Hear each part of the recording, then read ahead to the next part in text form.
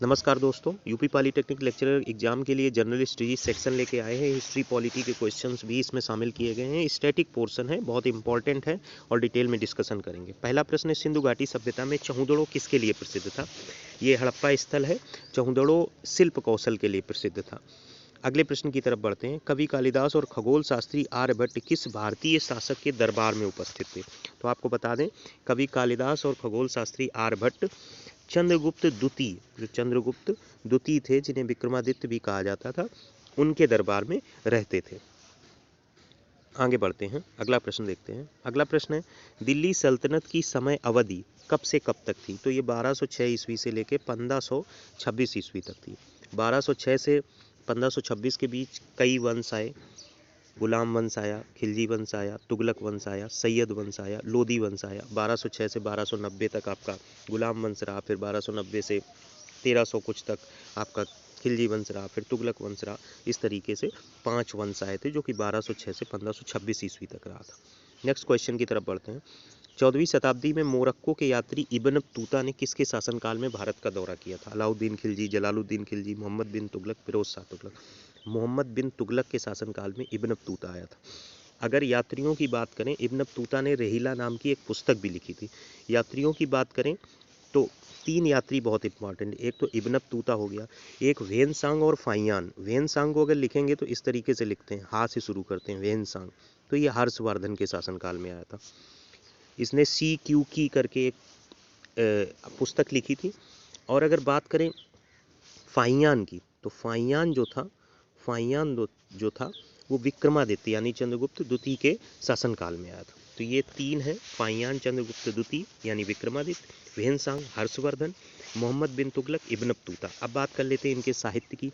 Xuanzang जो था, उसने जो पुस्तक लिखी थी वो हर्षवर्धन के समय में आया था। उसने पुस्तक लिखी थी सी क्यू की, और फाकू की लिखी थी वो फाइयान ने लिखी थी। इस बात को याद रखिएगा।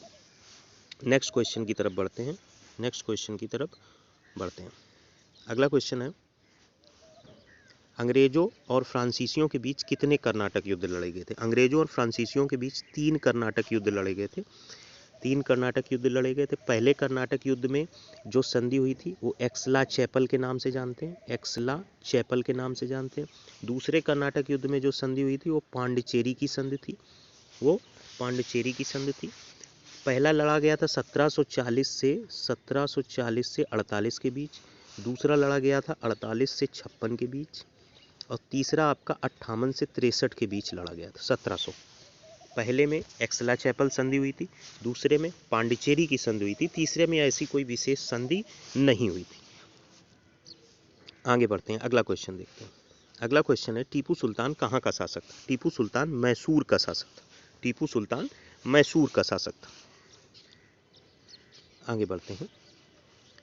निम्नलिखित में किस अधिनियम में हिंदुओं और मुसलमानों के लिए अलग निर्वाचक मंडल का प्रावधान किया गया था? मॉन्टेग्यू चेम्सफोर्ड सुधार, मार्ले मिंटो सुधार, माउंटबेटन योजना, दोनों 2 और 3। बिल्कुल गलत है ये।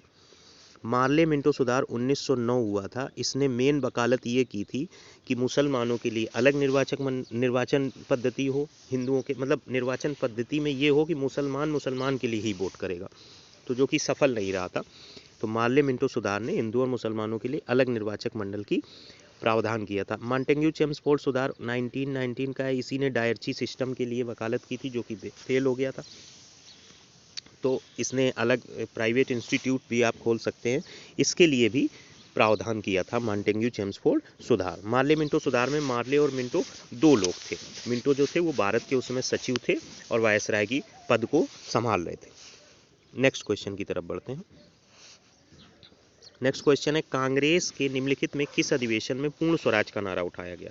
कानपुर, लाहौर, कलकत्ता, लखनऊ। लाहौर अधिवेशन में उठाया गया था 1929 में। उस समय जवाहरलाल नेहरू अध्यक्ष थे, जिस अधिवेशन में ये नारा उठाया गया था। 31 दिसंबर 1929 को ये नारा उठाया गया था पूर्ण स्वराज का। आगे बढ़ते हैं। भारत छोड़ो आंदोलन किसके प्रत्युत्तर में शुरू किया गया था? क्रिप्स प्रस्ताव को विफल किया गया था भारत छोड़ो आंदोलन, इसी के लिए किया गया था। महात्मा गांधी ने कहा था अब हम बर्दाश्त नहीं करेंगे। और भारत छोड़ो आंदोलन जो था भारत छोड़ो आंदोलन कब शुरू किया गया था? 8 अगस्त 1942, 8 अगस्त 1942 ये तब शुरू किया गया था। इसमें नारा दिया गया था करो या मरो, महात्मा गांधी जी ने ये नारा दिया था। ये इसलिए इम्पोर्टेंट है एग्जाम पॉइंट ऑफ व्यू से, मोदी जी ने जब इसके 78 वर्ष पूरे होने पर 8 अगस्त 2020 को भाषण दिया था तो उन्होंने कहा था इस करो या मरो नारे को हम थोड़ा सा बदल रहे हैं और कह रहे हैं करेंगे और करके रहेंगे। और 2022 तक हम जो वो नया भारत बनाना चाहते हैं, डिजिटल भारत बनाना चाहते हैं, उसके लिए उन्होंने एक नारा दिया था करेंगे और करके रहेंगे। तो इस तरीके का भी प्रश्न नया बना के पूछा जा सकता है, इस बात को याद रखिएगा। अगले क्वेश्चन की तरफ बढ़ते हैं। ब्रिटिश भारत की राजधानी को कलकत्ता से दिल्ली स्थानांतरित किए जाने पर भारत का वायसराय कौन था? उस समय भारत के वायसराय थे लॉर्ड हार्डिंग द्वितीय। जब कलकत्ता से दिल्ली स्थानांतरित किया गया था, ये 1910 से 1916 तक रहे थे और ये काम हुआ था 1911 में। भारत बंगाल विभाजन भी हुआ था और 1911 में कलकत्ता से दिल्ली स्थानांतरित किया गया था। डलहौजी हड़प नीति से संबंधित है।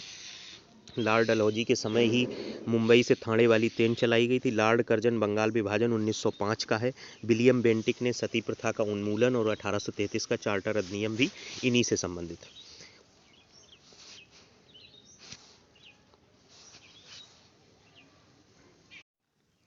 अब कुछ पॉलिटी के क्वेश्चन करते हैं जो कि एग्जाम पॉइंट ऑफ व्यू से भी इम्पोर्टेंट है। पहला है who was the first nominated deputy chairman of the constituent assembly. English में हमने इसलिए रखा क्योंकि बेसिक वर्जन माइंड का इंग्लिश में होता है, बट हिस्ट्री लोग प्रेफर करते हैं हिंदी में, इसलिए हिस्ट्री को हिंदी में कर दिया था। पहला नॉमिनेटेड डिप्यूटेड चेयरमैन कौन था? एक तरीके से ये उपाध्यक्ष बोलते हैं डिप्यूटी चेयरमैन को।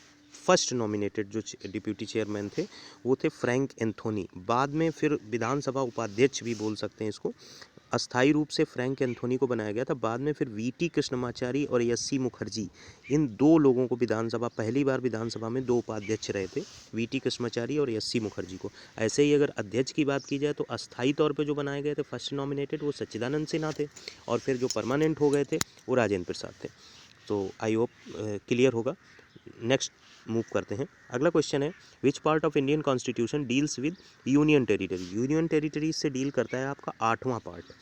8वां पार्ट आपके यूनियन टेरिटरीज से डील करता है जो कि 239 से 242 तक आर्टिकल से रिलेटेड है। 239 से 239 से 242 तक। अगर बात की जाए 7वें की तो पार्ट 7 को हटा दिया गया था, वो भी 7वें संविधान संशोधन के द्वारा। पार्ट 6 जो है वो राज्य सरकार से रिलेट करता है। 152 से 237 तक अनुच्छेद रहते हैं। पार्ट 5 जो होता है वो संघ सरकार से रिलेट करता है, ये आपको पता है, और 1 से 4 तो सबको ही पता रहता है। तो ऑब्वियस सी बात है यूनियन टेरिटरीज से रिलेटेड पार्ट 8 है। अगले क्वेश्चन की तरफ मूव करते हैं। How many states and union territories were established by 1956 state restructuring act. राज्य पुनर्गठन आयोग जो बनाया गया था उससे कितने स्टेट्स और कितनी यूनियन टेरिटरी बनी थी? तो 14 स्टेट और 6 यूनियन टेरिटरी बनी थी। भाषा आशा के आधार पे जो कन्वर्जन हुआ था। अब आप समझ लीजिए आज कितने राज्य और कितनी यूनियन टेरिटरी, समय के साथ चीज़ें बदलती रहती हैं। Next move to next question. अगला क्वेश्चन है Which of the following provision is not borrowed by the Indian Constitution from the Canadian Constitution? अलग अलग देशों से भारत के संविधान में चीज़ें ली गई हैं, कनाडा से क्या नहीं लिया गया है ये पूछा है। इस नोट पे ध्यान देना है आपको। फेडरल सिस्टम विद 45 सेंटर सही है। Appointment of state governors by the centre लिया गया है। एडवाइजरी एडजुडिशन ऑफ सुप्रीम कोर्ट ये भी लिया गया है। ये 3 चीज़ें कनाडा से ली भी गई हैं। चौथा है nomination of members to Rajya Sabha. Nomination of members to Rajya Sabha ये आयरलैंड से लिया गया। ये आयरलैंड से लिया गया। आयरलैंड से 2 चीज़ें और ली गई हैं। क्या क्या है? एक तो डीपीएसपी है, एक नॉमिनेशन ऑफ राज्यसभा हो गया। दूसरा है चुनाव का तरीका, राष्ट्रपति के चुनाव का तरीका। अगर राष्ट्रपति में महाभियोग लगा रहे हैं तो यूएसए से लिया गया, और राष्ट्रपति के चुनाव का तरीका तो आयरलैंड से लिया गया। जैसे nomination of members to Rajya Sabha है तो आपका लिया गया है नॉमिनेशन ऑफ मेंबर्स आयरलैंड से। और अगर election of members of Rajya Sabha, किस तरीके से चुनाव किया जाता है, तो ये दक्षिण अफ्रीका से लिया गया, साउथ अफ्रीका से लिया गया। तो काफ़ी पेचीदा होता है अगर आप डिटेलिंग में जाते हैं।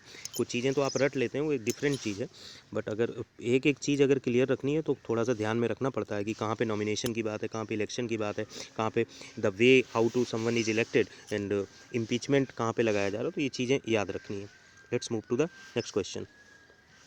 Which article of the Indian Constitution deals with the duration of the state legislature? Which article of the Indian constitution deals with the duration of the state legislature? 187, 168, 179, 172। अगर ड्यूरेशन की स्टेट लेजिस्लेचर की बात करें तो 172 आपको याद रखना पड़ेगा। क्वेश्चन बहुत अच्छे हैं इसमें, हमने वो क्वेश्चंस रखे हैं जो पॉसिबली डाल सकता है। Let's move to the next question. The directive principles are justiciable, non justiciable, rigid, flexible. One mark question है, सीधे नॉन जस्टिसेबल होता है डायरेक्टिव प्रिंसिपल। इन पर कोई भी जस्टिफिकेशन नहीं दिया जा सकता कि भाई ये गलत है, ये उचित है, अनुचित है, इसका कोई रूल नहीं है। Which of the following is not a fundamental right? Right to expression, right to property, right to avocation, right to manage religious. जैसे ही दिख जाता पता चल जाता ये नहीं है। पहले ये किस में था? आर्टिकल 31 में था, फिर ये जाकर कहाँ हो गया? 300A में हो गया। एक बार एक क्वेश्चन पूछा गया है किसी स्टेट एग्जाम में कि राइट टू प्रॉपर्टी 2 अनुच्छेद में था, एक आर्टिकल 31 तो दूसरा कौन सा आर्टिकल था?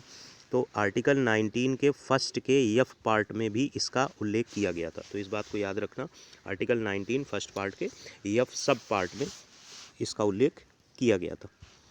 क्वेश्चन नेक्स्ट क्वेश्चन है, विच amendment of the Indian constitution gave Delhi N assembly? Delhi को एक विधानसभा दी, वो कौन सा अमेंडमेंट था? वो 69 था। 61 क्या था? उम्र 21 से घटा के 18 कर दी थी वोट डालने की। 73 आपको पता पंचायती राज से। 76 थोड़ा सा अजीब है, इसमें एक तमिलनाडु में एक अधिनियम होता था, उसको उठा के नवीं अनुसूची में डाल दिया था ताकि उस पर कोई न्यायिक समीक्षा ना हो सके। कभी पूछा नहीं गया है लेकिन आपको जानकारी होना चाहिए कि तमिलनाडु का एक अधिनियम था, उसको नवीं अनुसूची में डाल दिया गया था न्यायिक समीक्षा से बचाने के लिए। अगले क्वेश्चन की तरफ बढ़ते हैं। When did the preamble was adopted? सरल क्वेश्चन है, पूछा जा सकता है 26 नवंबर 1949 को, क्योंकि मोस्टली लोग इसमें गलती कर सकते हैं। 26 नवंबर 1949 को जी। इवन जब प्रस्तावना आप पूरी पढ़ेंगे, पूरा डिटेल देखेंगे, जो ओरिजिनल प्रियम्बल है उसमें नीचे डेटेड भी लिखा है 26 नवंबर 1949। नेक्स्ट क्वेश्चन है, ये बहुत इंपॉर्टेंट है, बहुत बार पूछा गया है, आपको कुछ समझ लेना। को वारंटो का मतलब होता है भाई व्हाट वारंट्स, किस अधिकार से आप यहाँ पर इस पद पे बैठे हैं। मैंडामस का मतलब होता है कि हम परमादेश, हम आपको आप किसी संवैधानिक पद पर बैठे हैं, हम आपको आदेश देते हैं, सर्वोच्च न्यायालय, उच्च न्यायालय ऐसा करते हैं। हैवियस कार्पस का मतलब होता है you may have the body, आपने किसी को बंद किया है तो वो आकर खड़े होकर अदालत में अपना गवाही दे सकता है। किसी की गिरफ्तारी पर न्यायालय एक तरीके से आपका बचाव करता है कि आप अपनी बात कहिए। और सर्टियोररी जो है वो टू बी सर्टिफाइड, किसी अगर छोटी सी अदालत ने कोई अगर निर्णय दे दिया तो वो सही है गलत है, इस सब पर उच्च जो अदालतें होती हैं वो निर्णय करती हैं। तो इसका सही ऑप्शन 4th पार्ट हो जाएगा।